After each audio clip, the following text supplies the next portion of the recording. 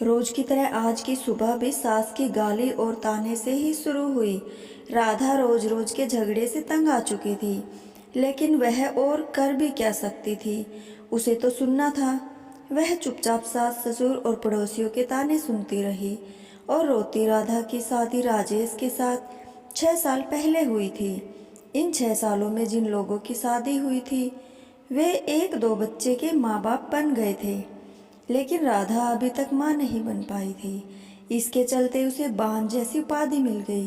राह चलती औरतें भी राधा को तरह तरह के ताने देती और बांझ कहकर चिढ़ाती। राधा को यह बहुत खराब लगता, लेकिन वह किस किस का मुंह बंद करती। आखिर वे लोग भी तो ठीक कहते हैं। राधा सोचती, मैं क्या करूं? अपना इलाज तो करा रही हूँ, डॉक्टर ने लगातार इलाज कराने को कहा है, जो मैं कर रही हूँ, लेकिन जो मेरे वश में नहीं है उसे मैं कैसे कर सकती हूँ।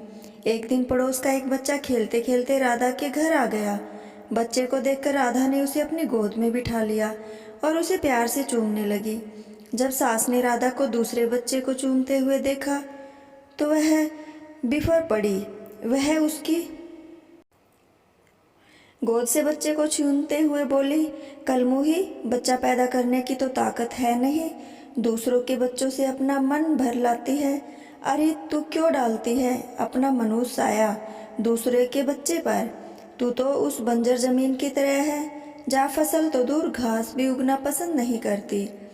जब राधा से सास की बातें नहीं सुनी गई तो वह अपने कमरे में जाकर अंदर से दरवाजा बंद कर रोने लगी। रात को राजेश के आने पर राधा ने रोते हुए सारी बात उसे बता दी और बोली, मैं बड़ी अभागिन हूँ, मैं किसी की इच्छा पूरी नहीं कर सकती। ऊपर से मुझ पर नहीं पाई गई कमी उसके पति में थी। जब उसके पति ने इलाज कराया तभी वह माँ बन सकी। हो सकता है उसी तरह आप में भी कोई कमी हो, इसलिए मैं चाहती हूँ कि आप भी एक बार अपना इलाज करा लेते। राधा की बात सुनकर राजेश भड़क उठा। मुझ में भला क्या कमी हो सकती है? मैं तो बिल्कुल ठीक हूँ, मुझ में कोई कमी नहीं है। मेरी चिंता छोड़ो, तुम अपना अच्छी तरह इलाज कराओ। मैं मानती हूँ कि आप में कोई कमी नहीं है, लेकिन तसल्ली की खातिर। राधा ने सलाह देने के ख्याल से ऐसा कहा, लेकिन राजेश ने उसकी बात का बीच में ही काट दिया। नहीं राधा, तसल्ली वगैरह कुछ नहीं, मैंने कहा न कि मुझ में कोई कमी नहीं है। राजेश ने उसे डांट दिया। पति के भड़के मिजाज को देख राधा ने चुप रहना ही उचित समझा। शहर के बड़े से बड़े डॉक्टर से उसका इलाज हुआ, फिर भी उसकी कोख सुनी ही रही। डॉक्टर ने जांच के दौरान उसमें कोई कमी नहीं पाई। देखो राधा, रिपोर्ट देखने के बाद तुम में कोई कमी नजर नहीं आती। शायद तुम्हारे पति में कोई कमी होगी। तुम एक बार उसे भी इलाज कराने की सलाह दो। डॉक्टर ने उसे समझाया। अब राधा को पूरा भरोसा हो गया था कि उसमें कोई कमी नहीं है। माँ बनने के लिए कमी उसके पति में ही है, लेकिन उसे कौन समझाए। उसे राजेश के गुस्से से भी डर लगता था। एक दिन किसी ने राधा की सास को बताया कि पास ही के गांव में मंदिर में एक बाबा रहते हैं, जिसकी दुआ से हर किसी का दुख दूर हो जाता है। सास ने यह बात अपने बेटे राजेश को बता दी और राधा को बाबा के पास भेजने को कहा। रात को राजेश ने राधा से कहा, कल तुम मंदिर चली जाना। ठीक है, मैं चली जाऊंगी, लेकिन मैं डॉक्टर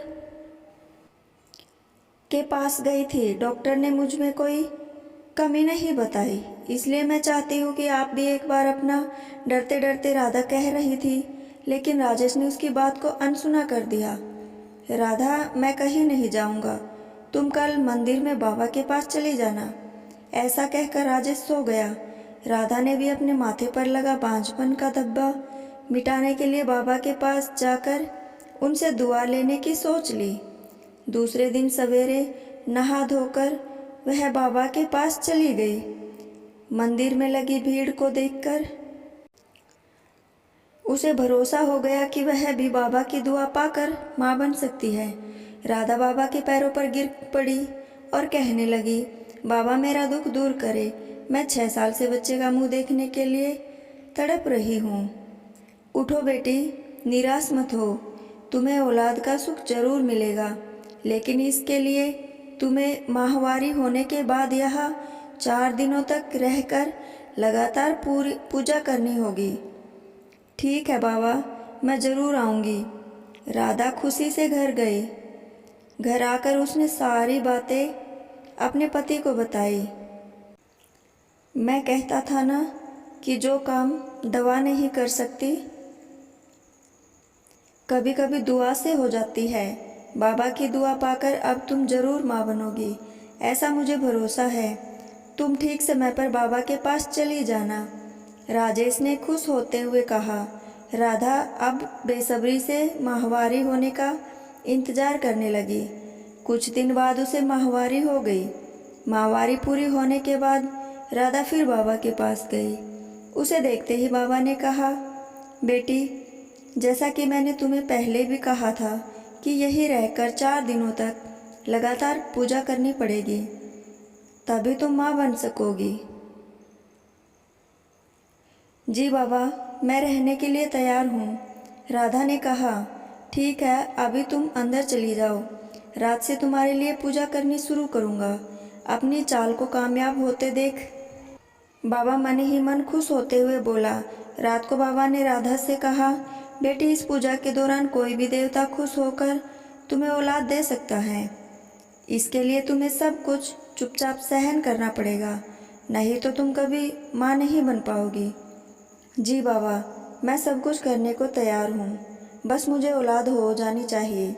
राधा के इतना कहने के बाद बाबा उसे एक कोठरी में ले गए, जहाँ हवन कुंड बना हुआ था। उसमें आग जल रही थी। बाबा ने उसे वहीं बिठा दिया और वह भी बैठकर जाप करने लगा। कुछ देर तक जाप करने के बाद बाबा ने कहा, राधा, देवता मुझ में समा चुके हैं। वह तुम्हें औलाद का सुख देना चाहते हैं, इसलिए तुम चुपचाप अपने बदन के सारे कपड़े उतार दो और औलाद पाने के लिए मेरे पास आ जाओ। वह तुम्हें दुआ देना चाहते हैं। राधा ने यह सोचकर कि बाबा में देवता समा चुके हैं और देवता जो भी करते हैं गलत नहीं करते, इसलिए उसने अपने बदन के सारे कपड़े उतार दिए।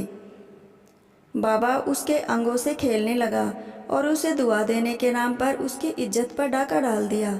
4 दिनों तक बाबा ने इस पूजा के बहाने राधा से जिस्मानी संबंध बनाए। 5वें दिन बाबा ने कहा, राधा बेटी, हमारी दुआ कबूल हो गई, पूजा भी पूरी हो गई। अब तुम जरूर माँ बनोगी, तुम घर जा सकती हो। बाबा की दुआ लेकर वह खुशी खुशी घर लौट आई। 9 महीने बाद राधा माँ बन गई। उसे बाबा की दुआ लग गई।